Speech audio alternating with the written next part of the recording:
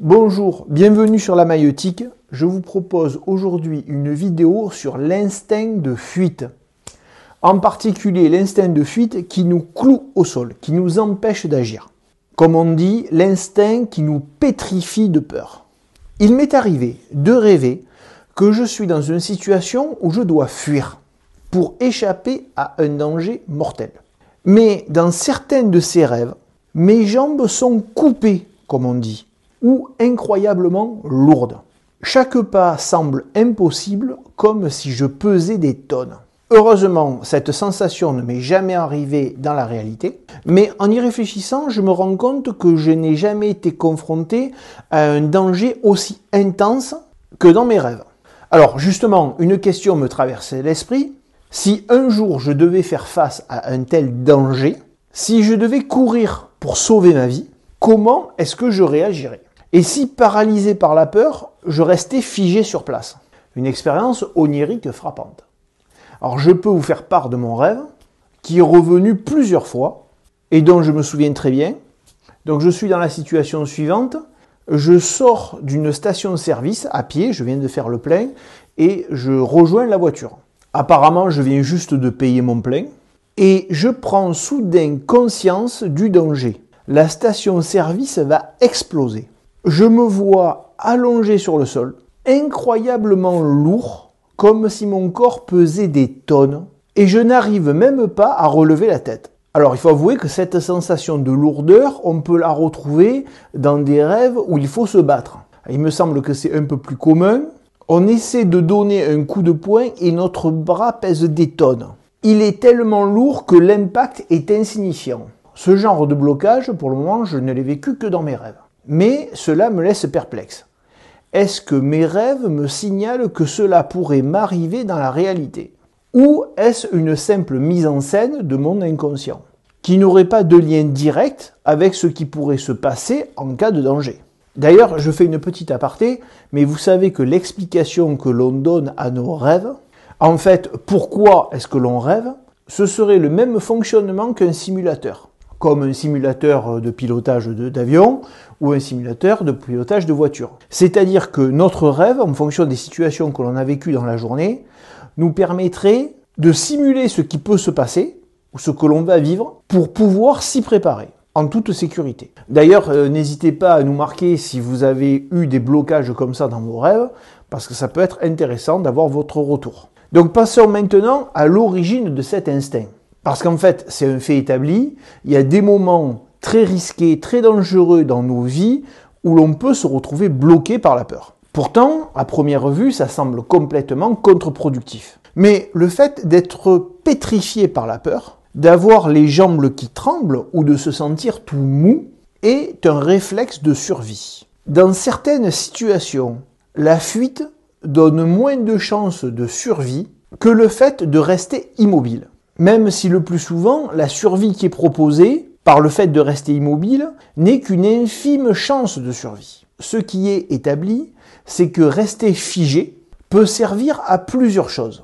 Déjà, ne pas se faire remarquer lorsqu'on est complètement immobile. On peut par exemple échapper à l'attention d'un prédateur. Certains animaux, comme les cerfs ou les lapins, utilisent cette stratégie pour éviter de déclencher l'instinct de chasse d'un prédateur.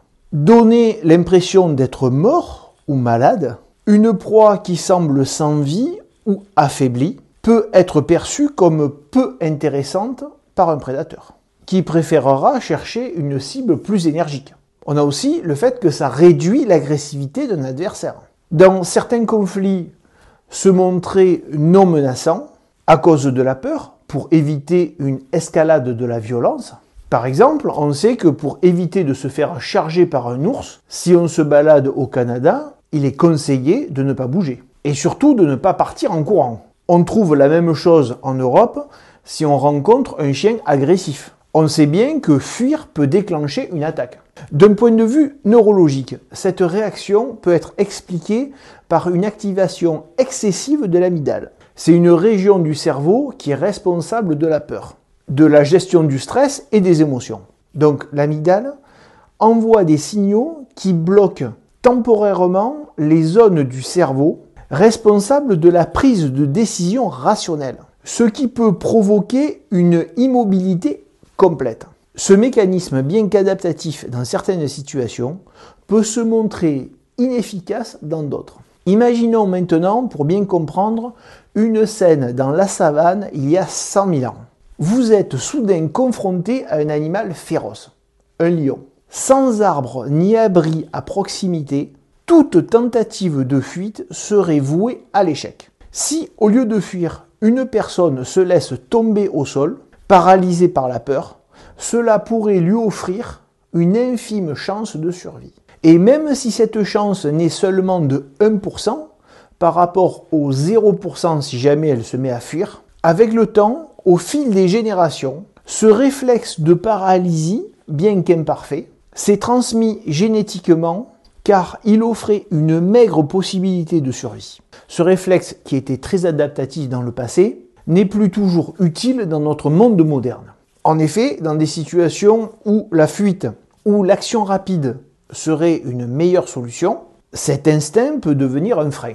Ce blocage par la peur peut parfois sembler complètement inadapté face aux dangers de notre monde industrialisé, bien différent de ceux du monde préhistorique. Par exemple, si vous devez échapper à une voiture qui vous fonce dessus, rester immobile serait catastrophique. Autant si un ours vous fonce dessus, il ne faut surtout pas bouger, cela vous laisse quand même une faible chance de survie, mais une voiture ne s'arrêtera pas d'elle-même.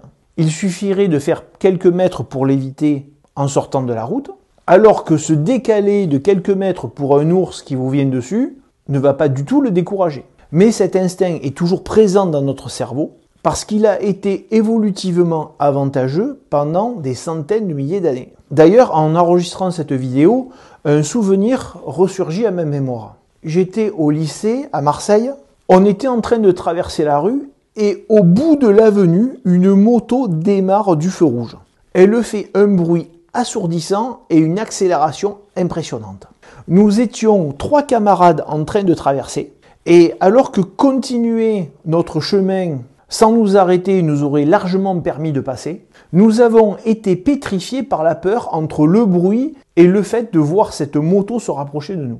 Heureusement, la moto était suffisamment loin et elle a pu freiner en nous arrivant dessus, ce qui nous a débloqués et nous a permis de continuer à traverser. Mais cet exemple que je me remémore colle exactement à cet instinct de survie. Fuir un ours qui nous fonce dessus en hurlant n'est pas la bonne décision. Par contre, continuer à traverser dans notre monde moderne est en effet la bonne décision. Un autre exemple, c'est la peur qui nous cloue sur place face à une menace de confrontation. Face par exemple à un adversaire plus grand ou plus fort que nous. Dans un environnement ancestral, rester immobile, baisser les yeux, adopter une posture de soumission permettait souvent d'éviter un combat. Cela augmentait les chances de survie. Mais aujourd'hui, cet instinct aussi peut être inadapté dans certaines situations modernes. Alors, maintenant, comment lutter contre ces instincts ?